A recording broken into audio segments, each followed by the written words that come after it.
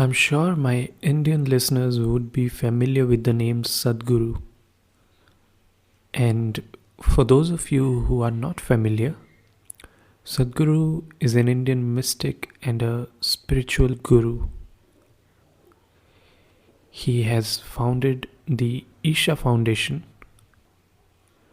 which does a lot of social work and conducts many courses, and probably most popular course among them is the Inner Engineering program. And that's really also the book I'm going to talk about today. So Sadhguru has written this book called Inner Engineering, in which he says, primarily he talks about how yoga can shape your life. And very much like Indian yogic traditions, his philosophy, his ideas do not go into the metaphysics or the religious realm. He's only focusing on the practical implementations of spiritual wisdom. So he starts the book by telling about his own experience, how he had this spiritual enlightenment experience, and which really changed his life, how he viewed everything and what really the reality is. And he also talks about his earlier life, how he grew up, how as a child he was very curious about everything and not really interested in the education system, but generally curious about life, and how he always questioned everything. The idea of God, the religions, what were we doing here in this world, all these sort of questions he was constantly questioning. So those of you who would want to have a peek into his life, this will be a good opportunity. So he gives some brief background about his life and all the things that have shaped him. Eventually he gets to the core of the book, which pretty much is the second part of the book. In the first part he talks about his own life and the spirituality in general, the broader ideas of spirituality. In the second part he comes to the specifics, and this part he is divided into three segments, and these three parts he constantly talks about. And these three are: first is body, second is mind, and third is energy. So while he's recommending his yoga practices, he's also asking us to align ourselves in such a way that we understand the idea of self, in which he says that the first part is body, the material body which we see, we all understand. Second is mind, which is very much the psychological dimension. And third is the energy. Some people may call it soul, some might call it, in Indian traditions, they call it prana, and all kind of things, different names you can have for that. But the idea is there is some kind of self, the identity beyond the physical and mental aspects. And this idea may not be palatable to the materialists, but it's a common theme in spirituality, because that's what spirituality really is, the spiritual dimension, which means it kind of assumes that there is a spirit beyond your material body. So in these three segments he kind of explains yoga and its purpose in different ways. And in every step he's constantly asking you to practice it yourself, see it for yourself. And particularly Hatha Yoga he talks about, which is a method of yoga which you can separately explore or learn a course on. It's really helpful for those of you who want to get into yoga. So, along these ideas, he writes this book, and I'm going to read from the chapter on body, where at the very fundamental level, he's trying to make us aware of who we are and how we can benefit from these yoga methods. So, let's start. Body. The most intimate part of physical creation for all of us is our own bodies. The physical body is the first gift of which we are aware. It is also the ultimate machine. Every other machine on the planet has come out of this. The yogic sciences do not speak of the mind or the soul. Everything is just a body. Whether it is a food body, a mind body, an energy body, an etheric body, or a bliss body. There is a deep wisdom in this approach. It does not allow us to escape into deluded psychological states or into flights of metaphysical abstraction. It grounds us firmly in the tangible, even as it leads us into the subtler realms of physicality and gradually into the beyond. The physical body is designed and structured to function by itself without much of your intervention. You don't have to make the heart beat, the liver perform all its complex chemistry, or even try to breathe. Everything that is needed for your physical existence to manifest itself is happening on its own. The body is a pretty complete and self-contained instrument. If you are fascinated by machines, there isn't a better one. This is the most sophisticated piece of machinery on this planet. It embodies the highest level of mechanics, the highest level of electronics, the most sophisticated electrical circuitry you can imagine. Let us say you eat a banana this afternoon. By evening, this banana has become you.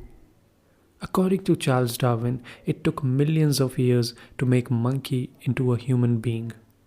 But in just a few hours, you are capable of making a banana or a piece of bread into a human being. Obviously, the very source of creation is functioning within you. There is an intelligence at work within you, way beyond your logical mind, which can transform a bit of food into the highest piece of technological excellence. If you could achieve that transformation consciously instead of unconsciously, if you could bring even a drop of that intelligence into your daily life, you would live magically, not miserably. It is because he experienced the source of creation throbbing within him that the 20th century Indian mystic Basavana famously called the body a moving temple. My legs are pillars, he says in one of the well-known verses of South Indian mystical literature. The body, the shrine, the head, cupola of gold. It takes a certain amount of awareness for a person to see the limitations of this fantastic machinery. As a machine, the body is actually faultless. The only problem is that it does not take you anywhere. It just springs out of the earth and falls back into the earth. Isn't that enough? If you look at it from the perspective of the body, it is quite enough. But somehow, a dimension beyond physicality has infused itself into this wonderful mechanism. This dimension is the very source of life. It is this dimension that truly makes us who we are. Life is one thing, but the source of life is another. In every creature, in every plant, in every seed, this source of life is at work. In a human being, this source of life is even more magnificently obvious.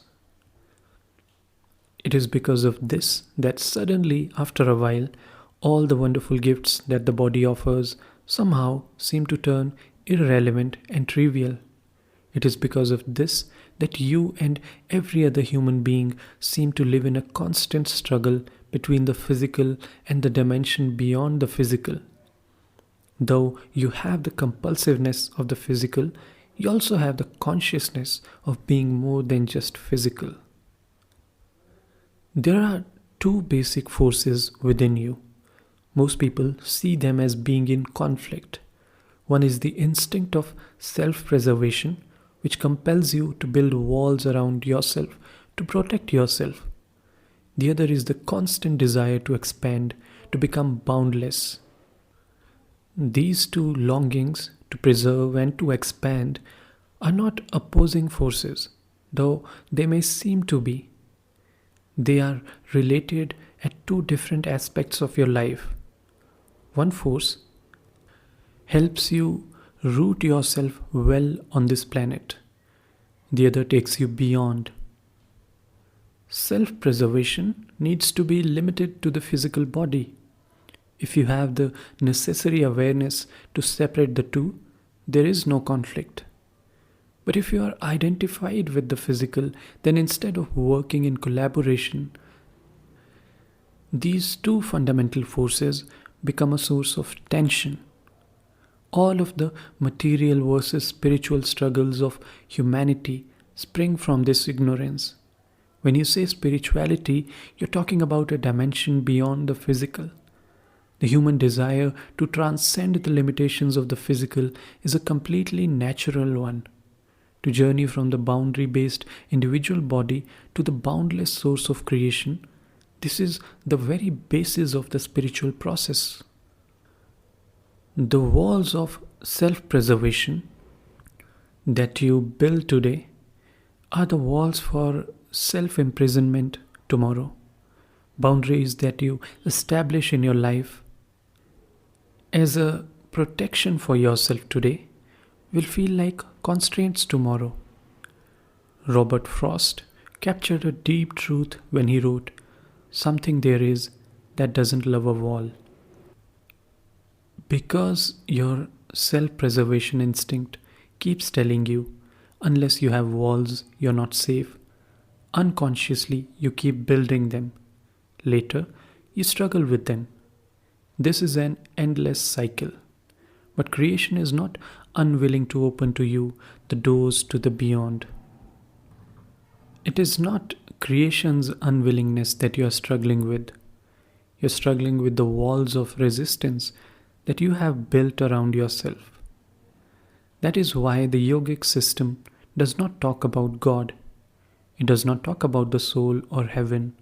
Such talk invariably makes people hallucinatory. Yoga talks only about the barriers that you have set up, because this resistance is all that needs to be attended to. The Creator is not looking for your attention. The rope that binds you and the walls that block you, these are 100% of your making. And these are all you need to unknot and dismantle. You have no work with existence. You only have work with the existence that you have created. So, this is what he writes. And of course, the chapter continues. But I'm just going to stop here and tell you one of the practices that he has mentioned. A lot of practices have been mentioned so that you can improve your certain experiences of your life and live it fully. So one of these practices is, it's a simple one. You may have noticed this about yourself. When you're feeling pleasant, you want to expand. When you are fearful, you want to contract. Try this. Sit for a few minutes in front of a plant or a tree. Remind yourself that you are inhaling what the tree is exhaling and exhaling what the tree is inhaling. Even if you are not yet experientially aware of it, establish a psychological connection with the plant. You could repeat this several times a day, and after a few days, you'll start connecting with everything around you differently. You won't limit yourself to a tree.